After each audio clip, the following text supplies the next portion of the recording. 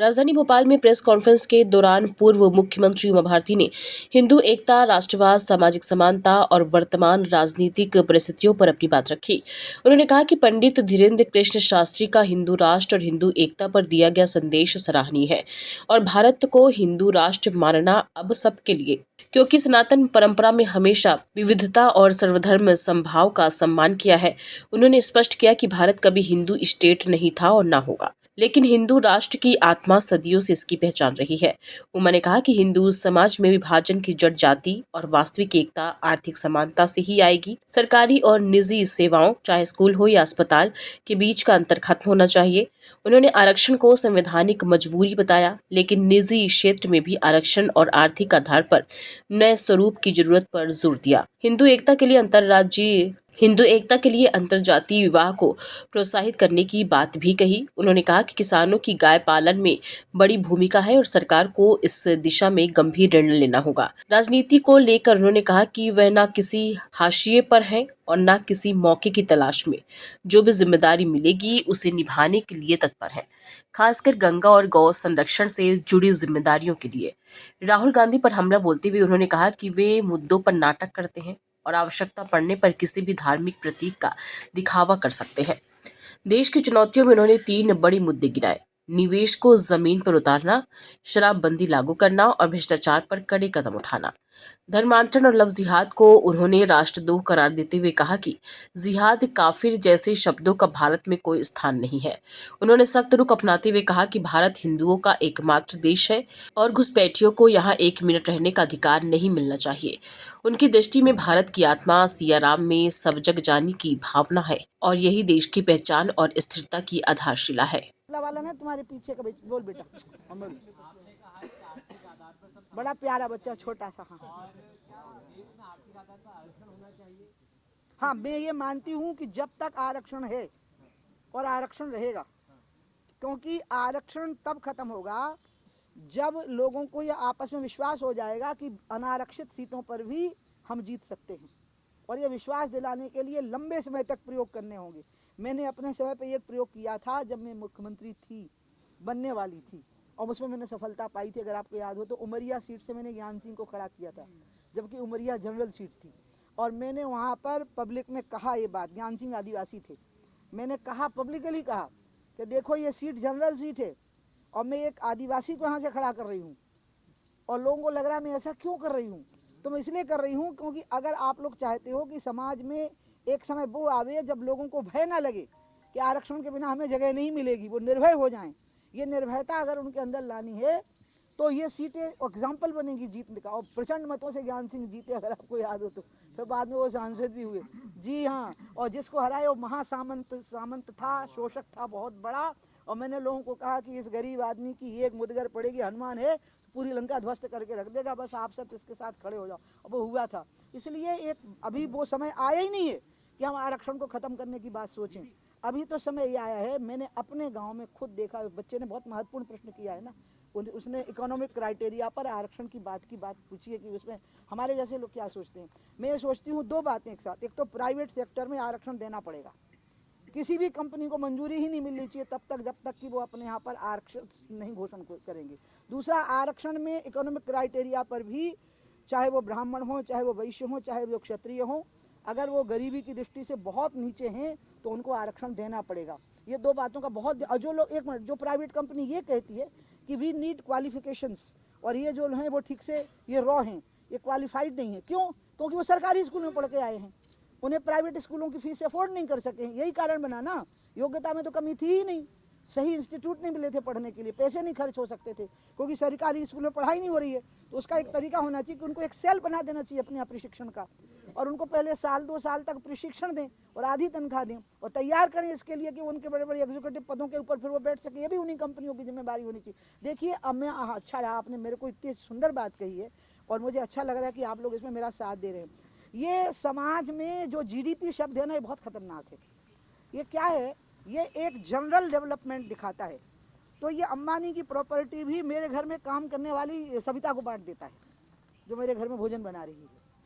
वो वहाँ की अंबानी की संपत्ति उसके पास आ जाती है, तब ना जीडीपी का क्राइटेरिया तय होता है कि इतने बढ़ गए। लेकिन सविता तो मेरे घर में खाना बना रही है, और जो अंबानी जी के घर की औरतें हैं उनके कानों में हीरे जगमगा रहे हैं। यहाँ अंतर है। इसलिए देखना यह है कि एक एक व्यक्ति की स्थिति क्या बनी है। जीडीपी गर्व करने के लिए होती है, दुनिया को दिखाने के लिए होती है, लेकिन आत्मसंतुष्टि के लिए, आत्मालोचन के लिए, स्वयं के अवलोकन के लिए यह देखना जरूरी होता है कि हर एक का क्या हाल है।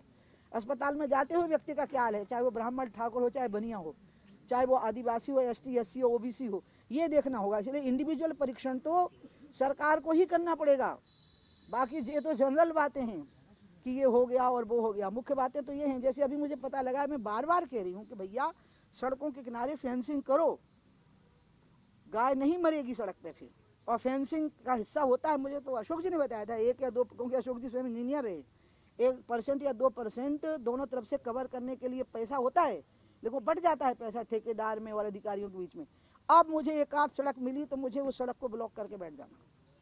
खाली डिलीवरी के लिए महिलाएं निकल सकेंगी, बीमार लोगों की एम्बुलेंस निकल सकेगी। आप देख लो कि एक आध तो नमूने के तौर पर बैठूंगी तो बाकी की फेंसिंग होने लग जाएगी फिर। अब उसमें ये बात आपको बताऊंगी, आप मेरे साथ बैठना फिर। हाँ जरूरी है, आपके मन में दया है पशुओं के लिए। इसलिए आज मैं एक बात और कहूँगी, बहुत ज़रूरी है। चलिए अच्छा रहा, प्रासंगिक हो गया। पहले की मेरी 2 बातें मैंने बहुत ज़रूरी कही थी कि हिंदू एकता तब होएगी जब सत्ता, शासन और प्रशासन में बराबर की भागीदारी मिलेगी। और अगर बालक बालिकाएं अंतरजातीय विवाह करते हैं, मैं अंतरजातीय बात कर रही हूँ, तो उसको आदर करना पड़ेगा, सम्मान करना पड़ेगा। और योग्यता देख लीजिए कि ऐसा तो नहीं है कि तो थोड़ा वेट करने के लिए कह सकते हैं, लेकिन इसका सम्मान करना पड़ेगा अंतरजातीय विवाह का। लेकिन इसका आयोजन नहीं हो सकता, ये स्वेच्छा से होता है। और दूसरी बात मेरी आपसे जो कही कि गौ और गंगा का मसला अभी आगे चलेगा। तीसरा, अभी जो आपने कहा कि आप, मुझे पता आप मेरे साथ हैं, मुझसे उसमें मुझे आपसे एक रिक्वेस्ट करनी है, क्योंकि उससे नहीं तो मुझे परेशानी हो जाएगी।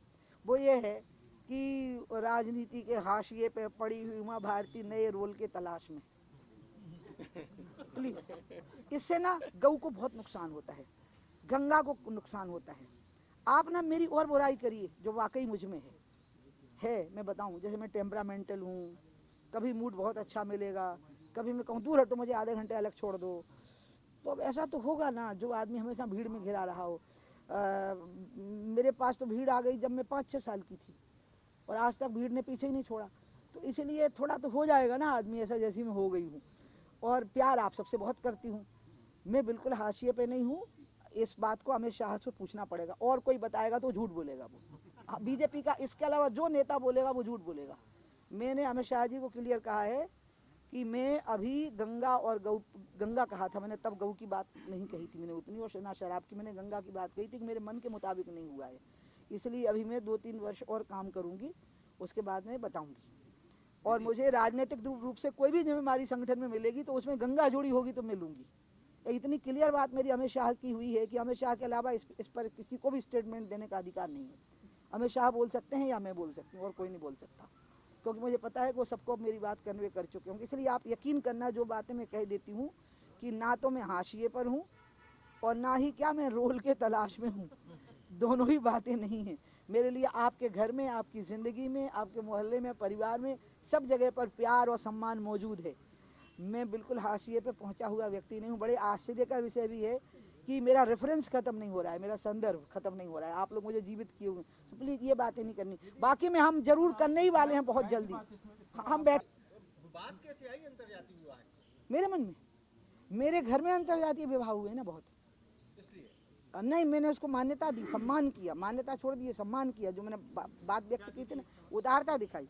और मेरे घर में तो ऐसे विवाह हुए हैं कि हम अंत में लड़की के ही साथ रहे जब लड़का लड़की में लड़ाई हुई। तो मेरा एक भतीजा है सिद्धार्थ, उसका जो विवाह हुआ है आज से 20 साल और ज़्यादा हो गए, मेरे ख्याल से 23 साल हो गए हैं। जब उसका विवाह हुआ तो दोनों परिवारों ने बहिष्कार कर दिया उस विवाह का। हमने कहा नहीं सिद्धार्थ, हम करेंगे तेरी शादी। तो हम लड़की वाले भी बने और लड़का वाले भी बने। हमने शादी कर दी अपने घर में, घर के पीछे के बंगले में कर दी। मैं मोहन यादव का बहुत अभिनंदन करूंगी कि वो अपने लड़के की शादी शायद पूरे समाज के विवाह के साथ करेंगे। हाँ हाँ, नेताओं को बहुत आदर्श उदाहरण प्रस्तुत करना चाहिए, क्योंकि नेता बातें बड़ी बड़ी करते हैं। हमने भी विवाह में बहुत आदर्श उदाहरण प्रस्तुत किए हैं। हम आपको बताएं, हमारे घर में एक शादी पिछले साल हो गई चुपचाप, लड़का के पक्ष के 50 और लड़की के पक्ष के 60, बस इससे ज़्यादा लोग ही नहीं थे। और नेताओं को हमने फ़ोन किए कि आना मत, ये भी कहा कि नहीं आना है। उनके फ़ोन आ रहे थे क्या आ जाएं हम उनका ना, और आप यकीन नहीं करोगे पूरा ब्याह 2.5 लाख में हो गया था। ना लड़का को कुछ चाहिए था ना लड़की, और वो भी प्रेम विवाह था। इसलिए ये तो हमारे यहाँ तो प्रैक्टिस है। कल्याण सिंह जी के बारे में बताऊं, उनके यहाँ इसकी प्रैक्टिस है। कल्याण सिंह जी को जो बहू है हेमलता, वो केवट है। बहुत पहले उन्होंने कहा था कि ये हमको मिटाना पड़ेगा हिंदुओं को। तो उनके लड़के को, राजवीर को, हेमलता पसंद थी, कश्यप थी वो, तो उन्होंने उसको बड़े प्रेम से आदर से बहू स्वीकार किया अपना। और आज स्वीकार क्या करना, अच्छा बताओ, दो लोग एक साथ रहने का फैसला करते हैं और छिपाते भी नहीं है कि वो कौन है। छिपाया तो है नहीं ना उनने कि वो कश्यप है, कि वो लोधी है, कि क्या है। विवाह हुआ प्रेम से और आदर किया गया उस विवाह का। क्वेश्चन है कि भारत आज दुनिया में टॉप बफेलो